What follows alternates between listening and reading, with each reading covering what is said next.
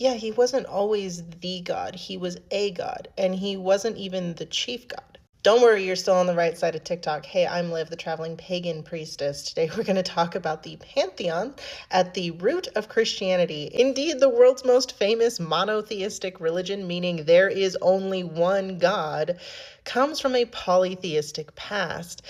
What she's actually referring to here is Yahweh's inclusion in the Canaanite pantheon. It even acknowledges this multiple times throughout its most important text, the Bible. God, as you know him today, has a name. His name is Yahweh, and he was part of the Canaanite pantheon, the ancient Israelite religion. So just like the Norse pantheon has Thor and Odin and Freya and Tyr and so on, and the Hellenic pantheon has Zeus and Hera and Hades and Hestia, the Canaanite religion had multiple gods as well. The high god, the father god, is the one that often gets confused with Yahweh, because over the years the text started to morph them into one. El was his name, not Yahweh, and he was the chief god or the leader of the gods. Now, in this pantheon, there were multiple other divine beings, Asherah being probably the most obvious one to go to next. She is the divine feminine. Baal is one that you see mentioned in the Bible as well as a fertility god. He's later demonized, treated as a chaos god. And Yahweh is the storm and warrior god. All right, I'm going to stop her right there. She continues on this 9-minute video to justify what she's saying.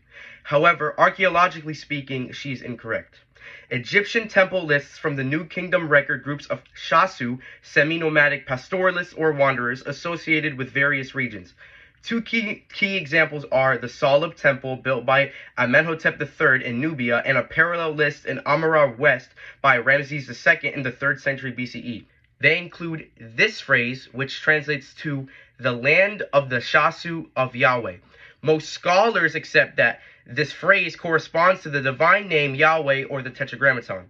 This is the earliest known non-biblical attestation of the name, predating the Mesha Stele by roughly 500 years, which we talked about in a previous episode. The Shasu appear linked to southern and southeastern areas, often associated with Seir and Edom, the Araba, and related territories, not the urban, coastal, or northern Canaanite city-states where the Ugaritic pantheon, El as high god Baal, is best documented. This challenges the Yahweh as Canaanite pantheon member claim. Geographically, there is a cultural mismatch. The classic Canaanite pantheon is known primarily from Ugarit or modern-day northern Syria and related Levantine urban centers. Yahweh does not appear in Ugaritic pantheon lists. The Shasu references place a group associated with the name Yahweh among southern nomadic pastoral populations rather than as a junior deity under El and the settled Canaanite system. This aligns with the biblical southern theophanies, Yahweh coming from Sinai, Seir, Edom, Teman, and Paran, which you can find in Judges chapter 5, Deuteronomy 33, and Habakkuk 3.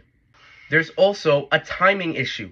The Soleb reference dates to the 14th century BCE, before the emergence of Israel as a recognized people and the Mesha Stele, and well before the monarchy. If groups already associated with Yahweh existed among southern nomads at the time, it undercuts the idea that Yahweh began as one of El's 70 sons, who later rose within an Israeli adoption of the Canaanite pantheon. Yahweh is also simply not listed among the Canaanite gods in the primary Ugaritic texts.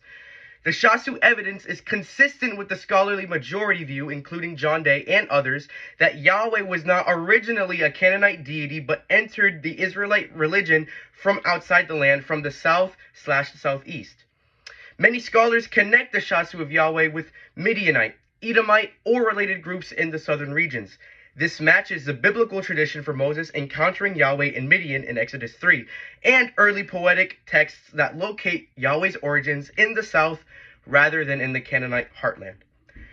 Critical scholars who still favor a Canaanite origin for Yahweh sometimes reinterpret the Shasu data as evidence that southern nomads adopted a lesser Canaanite deity, but this requires additional assumptions and is not the most straightforward reading of the absence of Yahweh from Ugaritic lists, plus the southern associations. The Shasu of Yahweh inscriptions are routinely cited by those arguing against the pure Yahweh as son of El in the Canaanite pantheon model. They provide independent, early evidence of the name associated with nomadic groups outside the core Canaanite urban religious system, consistent with the southern origin and with the biblical portrayal of Yahweh as distinct from the gods of the land that Israel's later entered. They do not prove the biblical account in every detail, but they make the simple evolutionary story of Yahweh rising within the Canaanite pantheon significantly harder to sustain without extra assumptions.